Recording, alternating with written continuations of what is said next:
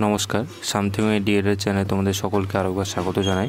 24-26 সেশনে যে সমস্ত ছাত্রছাত্রী ডিএলএড কোর্স করতে চাইছো তোমাদের জন্য কিন্তু অনলাইন অ্যাপ্লিকেশনের ফর্ম কিন্তু শুরু হয়ে গেছে, তোমরা আবেদন করতে পারো। তো এই নিয়ে বিস্তারিত ভিডিও কিন্তু আমি এর আগে পাবলিশ করেছি। তো আজকের ভিডিওতে আমরা আলোচনা করব যে কত টাকা লাগবে ফর্ম ফিল আপ করতে, কবে থেকে ক্লাস শুরু হবে এবং কী কী ডকুমেন্টস লাগবে এবং তোমরা কোন মিডিয়ামে ভর্তি হবে এবং তোমরা মিডিয়াম ওয়াইজ কীভাবে কলেজের যে সমস্ত লিস্ট সেটি চেক করবে, সেই নিয়ে বিস্তারিত আজকে নোটিফিকেশানটিকে A to Z আমরা আলোচনা করব। তোমাদের এই নিয়োগের মানে ফর্ম ফিল আপের দুটো নোটিফিকেশান হয়েছে রিলিজ, তো আমরা আজকে সেই নিয়ে আলোচনা করব। তো প্রথমে যেটা বলা আছে, তোমাদেরকে এর আগে বলেছি যে এইচএসে মিনিমাম 50% নাম্বার যারা জেনারেল, আর যারা SC ST OBC বা OBC রয়েছে, OBC BA, তাদের ক্ষেত্রে কিন্তু 45% নাম্বার হলে তোমরা ডিএলএড কোর্সে ভর্তি হতে পারবে। এরপরে যেটা বলা আছে, যারা PH এক্স সার্ভিসম্যান তাদের ক্ষেত্রে কিন্তু 5% নাম্বারের ছাড় রয়েছে, যেমন 45% SC ST OBCতে লাগে, তেমনি তোমাদের কিন্তু যারা PH বা এক্স সার্ভিসম্যান তাদের 5% নাম্বারের ছাড় রয়েছে। এবং এরপরে যেটা বলা আছে যে যারা উচ্চ মাধ্যমিকে যে মিডিয়াম নিয়ে পড়াশোনা করেছে সেই মিডিয়ামের কলেজে তারা ভর্তি হতে পারবে। অর্থাৎ যদি কেউ উচ্চ মাধ্যমিকে 100 নাম্বারের বাংলা নিয়ে পড়ে, তারা কিন্তু বাংলা মিডিয়ামে ভর্তি হতে পারবে। আর যারা দেখা গেল হিন্দি, উর্দু, নেপালি, সাঁওতালি এই সমস্ত নিয়ে উচ্চ মাধ্যমিক পাস করেছে এবং যেটা 100 নাম্বারে, তারা কিন্তু সেই মিডিয়ামেই ভর্তি হবে, আদারওয়াইজ অন্য কোনো মিডিয়ামে ভর্তি হবে না। অর্থাৎ যেটা মাধ্যম সেই মাধ্যমের কলেজে কিন্তু ভর্তি হবে, এটা কিন্তু স্পষ্ট উল্লেখ করে দেওয়া আছে।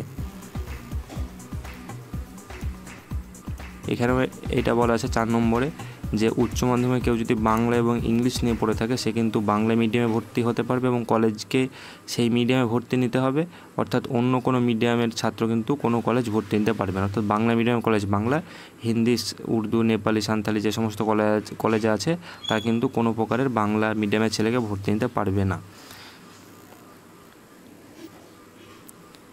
তো এটা স্পষ্ট ভাষায় বলা আছে যে মিডিয়াম ওয়াইজ যে কলেজের মানে NCT রিকগনাইজড ইনস্টিটিউশনের লিস্ট কিন্তু ওয়েবসাইটে দেওয়া আছে, সেখান থেকে কিন্তু আমরা খুব সহজে বেছে নিতে পারবো যে আমাদের মিডিয়াম অনুযায়ী কোন কলেজটি আমাদের জন্য উপযুক্ত হবে বা কাছাকাছি হবে সেইটি। তারপরে 6 নম্বর প্যারায় যেটা সবথেকে গুরুত্বপূর্ণ বলা আছে যে অ্যাপ্লিকেশন যে করবে, অ্যাপ্লিক্যান্টকে কী দিতে হবে, একটা বৈধ মোবাইল নাম্বার যেটা কিন্তু চালু থাকবে এবং সেই নাম্বারে কিন্তু হোয়াটসঅ্যাপ ফ্যাসিলিটি থাকতে হবে এবং একটি বৈধ ইমেল নাম্বার যেটা কিন্তু চালু থাকবে, যাতে কমিউনিকেশানটা ঠিকঠাকভাবে রেগুলেটরি আপডেটগুলি যেন ঠিকঠাকভাবে দেওয়া যায়। কিভাবে অ্যাপ্লিকেশানটা করা হবে, ভিডিও ডেসক্রিপশন বক্সে বা এই লিঙ্ক যেটা আমরা দেখতে পাচ্ছি, এই যে লিঙ্কটা আমরা দেখতে পাচ্ছি, সেই লিঙ্কে ক্লিক করে কিন্তু একটা পোর্টাল ওপেন হবে। সেখানে online application for admission 2 year D.El.Ed course regular mode কিন্তু ফর সেশন 24-26, সেখানে গিয়ে কিন্তু ক্লিক করে আমরা এই অ্যাপ্লিকেশানটি করতে পারি। এবার শিডিউল অফ অ্যাডমিশানের শিডিউলটা কবে, যে 16/5/24 থেকে আরম্ভ হয়েছে, যেটি চলবে 31শে মে পর্যন্ত। কি কি লাগবে ডকুমেন্টস ভালো করে দেখে নাও। অ্যাডমিট কার্ড ও মাধ্যমিক পরীক্ষা, অর্থাৎ মাধ্যমিক পরীক্ষার যে অ্যাডমিট কার্ড সেটা লাগবে বয়সের প্রুফ হিসাবে। উচ্চ মাধ্যমিকের মার্কশিট লাগবে, অথবা কেউ যদি উচ্চ মাধ্যমিকের সমতুল্য কোনো এক্সাম পাস করে থাকে তো সেটিকে আপলোড করতে হবে। অ্যাপ্লিক্যান্টের ফটোগ্রাফ, অ্যাপ্লিক্যান্টের সিগনেচার, আধার নম্বর লাগবে, আধার কার্ড নম্বর। যদি আধার কার্ড নম্বর নিজের না থাকে তাহলে বাবার, মায়ের বা তার কোনো গার্জেন আধার কার্ড নাম্বার লাগবে। কাস্ট সার্টিফিকেট যদি থাকে, SC ST OBC যারা রয়েছে, এবং যেটা গভর্নমেন্ট ও ওয়েস্ট বেঙ্গলের যে মানে যেটা থাকে আর কি, তোমরা আশা করি জানো যে সিগনেচার করা অনলাইনে পাওয়া যায়, সেইগুলো আর কি লাগবে। PH সার্টিফিকেট যদি কারো থাকে সেটি লাগবে। তারপরে পেনশন বা সার্ভিস বুকলেট সার্টিফিকেট, যারা এক্স সার্ভিসম্যান তাদের যারা এক্স সার্ভিসম্যান দেওয়া আবেদন করবে তাদের ক্ষেত্রে সেই সার্টিফিকেট লাগবে। ডোমিসাইল সার্টিফিকেট লাগবে, issued by the concern BDO for Santali medium, application for the Ramgarh unit of Jhargram DIET to be uploaded. অর্থাৎ যারা সাঁওতালি মিডিয়ামের এই যে ডায়েট কলেজের থেকে আবেদন করবে তাদের কিন্তু ডোমিসাইল সার্টিফিকেট লাগবে। এরপরে যে সমস্ত বিষয়গুলো আমাদের মূলত না জানলেও চলবে, যে অ্যাপ্লিকেশান করার পরে কলেজের যে মালিক আছে সেগুলি স্ক্রুটিনি করে মানে বোর্ডকে পাঠাবে, তারপরে বোর্ড মেরিট লিস্ট তৈরি করবে, এই সমস্ত জিনিসগুলি কিন্তু আছে। তো এইবার কি করবে, যে পাঠানোর পরে বোর্ড কি করবে, WBBP বোর্ড যেটা করবে 10 10/6/2024 থেকে 22/6/2024 পর্যন্ত সমস্ত কলেজকে কিন্তু মেরিট লিস্ট পাঠাবে। তারপর একটা ডেটে কিন্তু সকল কলেজে মেরিট লিস্টটি প্রকাশ করবে এবং যে নতুন সেশনের ক্লাস কিন্তু শুরু হবে 8ই জুলাই 2024 থেকে। তো খুব শীঘ্র কিন্তু নতুন সেশনের ক্লাস চালু হবে। এবার আমরা আরেকটি নোটিশে চলে আসলাম। আগের নোটিশে আমাদের যেটুকু জানার দরকার ছিল সেটুকু আমরা জেনে নিয়েছি।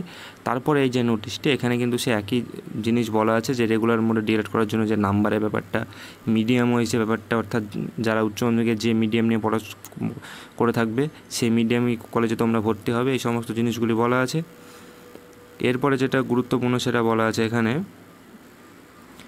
বয়স কত লাগবে। বয়স যারা জেনারেল তাদের 35, যারা এসসি এসটি তাদের 40, এবং যারা ওবিসি এ বি রয়েছে তাদের 38, এবং যারা পিএইচ ক্যান্ডিডেট তাদের কিন্তু 45, এবং যারা এক্স সার্ভিসম্যান তাদের 55 ইয়ার্স কিন্তু হাইয়েস্ট এজ। মেরিট লিস্ট কীভাবে তৈরি করা হবে?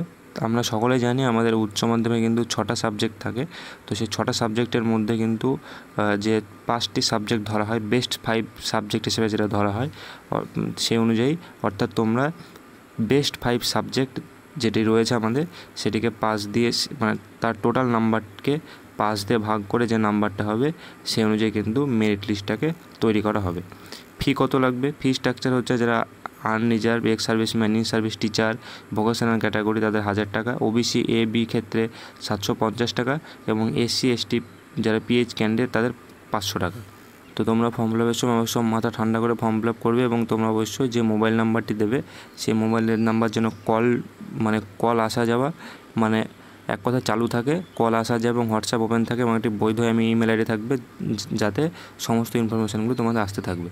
তো এই ছিল আজকে ভিডিওটি কেমন লাগলো তোমরা কমেন্টে অবশ্যই জানাবে, এবং তোমার বন্ধুদের মাঝে শেয়ার করবে যারা ডিএলএড কোর্সে ভর্তি হতে চায়। তো সকলকে ভিডিও দেখার জন্য অসংখ্য ধন্যবাদ।